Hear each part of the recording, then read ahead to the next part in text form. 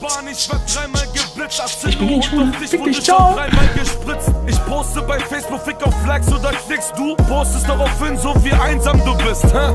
Ich check Finanzen am Handy und mach das Geld fließt. Zur gleichen Zeit machst du mit kleinen Kindern Selfies. Verlegst dich so, dass du in Dubai im Hotel liegst und spielst bei deinen Fans und wer hochfliegt, der fällt tief.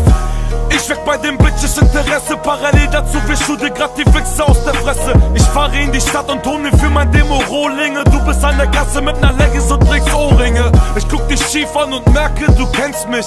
Man sieht dir an, du wurdest grad noch gesandwiched. Ich gucke weg, denn ich hab Angst, dass du mich ansprichst, in der Hoffnung, dass du ein Foto und Autogramm kriegst.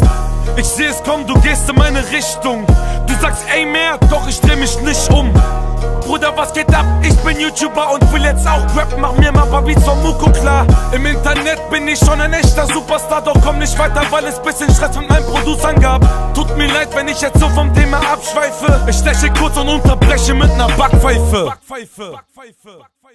Diese Fotzen wollen rappen, aber ich bin hier der Einzige, den sie akzeptieren und nicht beleidigen. Ab heute macht ihr keine Welle mehr, ihr würdet blasen dafür, dass ihr jetzt an meiner Stelle wärt.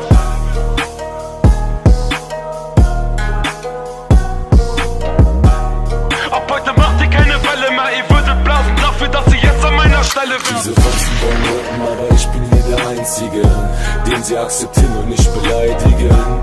Ab heute macht ihr keine Welle mehr, ihr würdet blasen dafür, dass ihr jetzt an meiner Stelle wärt.